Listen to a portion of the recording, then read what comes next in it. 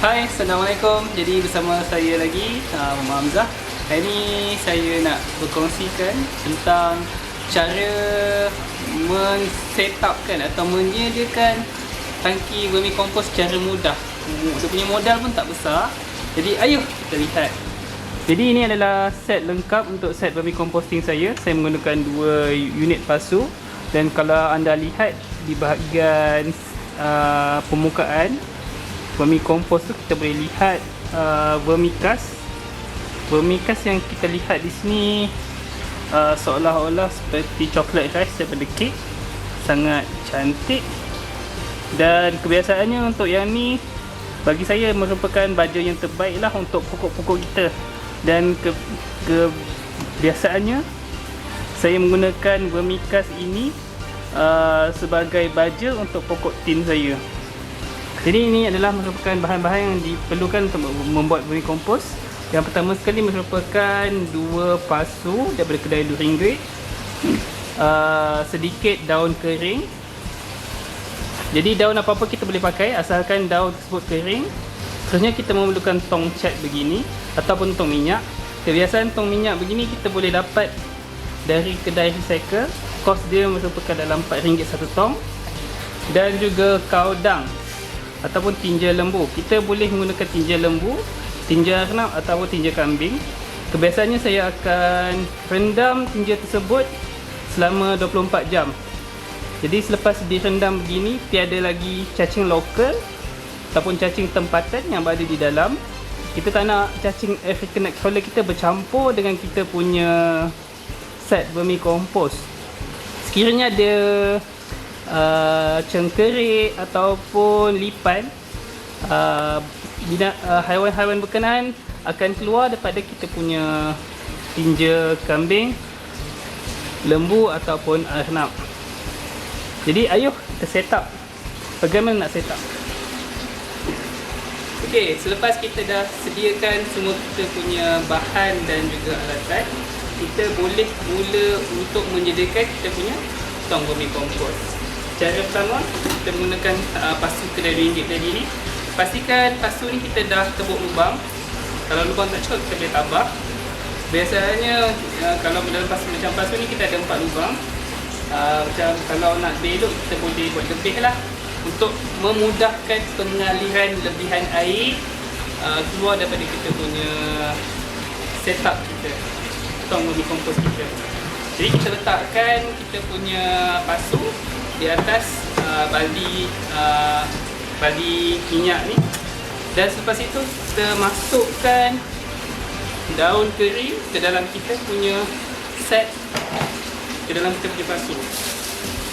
Untuk ratio dia, kita menggunakan lebih kurang 70% daun kering dan lagi 30% merupakan kaudang ataupun tinja lembu. Untuk hari ni saya menggunakan tinja lembu.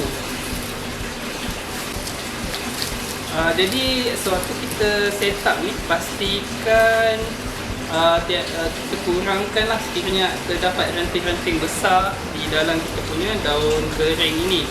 Jadi kita nak proses dia berlaku dengan pantas lah. Dan lebih elok kalau kita ada alat untuk menghancurkan daun kering ni, kita boleh hancurkan.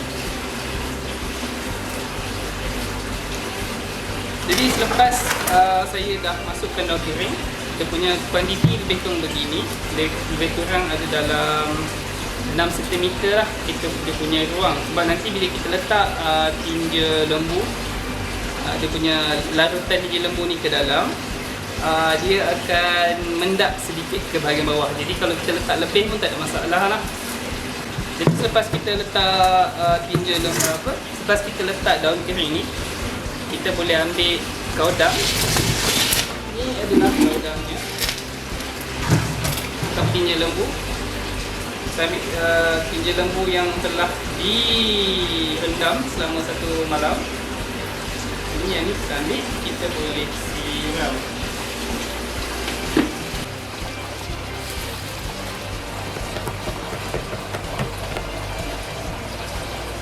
Bila ni kita punya kaudang betul, kita boleh hancurkan sedikit lah.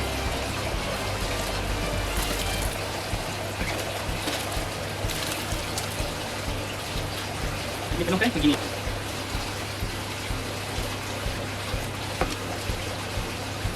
Baik, selepas saja kita masukkan, kita sudah cukup letakkan kaudang, kita akan ambil cacing kita. African Nightcrawler lebih kurang 30 ekor. Cacing ni kebiasaannya di Malaysia harga sekilo adalah RM300. Jadi kita boleh masukkan ke dalam kita punya bekas cacing kita ni. Kita letak begini.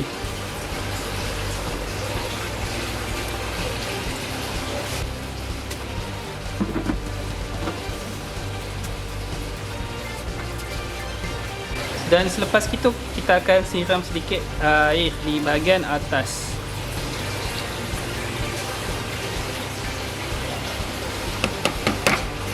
Jadi kebiasaannya pada kita awal setup ni, air di bahagian bawah, tong hitam bawah ni, air menitik ni, kita kena buang lah.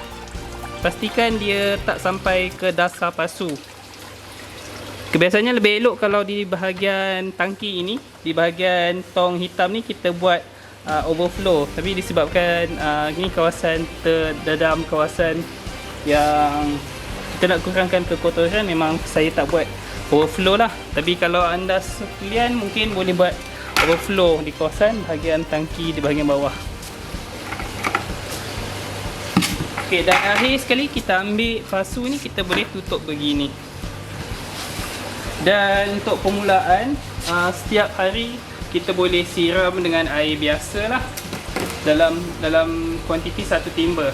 Dan setiap hari juga kita boleh ambil air lebihan daripada bahagian bali di bahagian bawah. Okey, ini adalah part pertama. Jumpa di bahagian seterusnya. Terima kasih.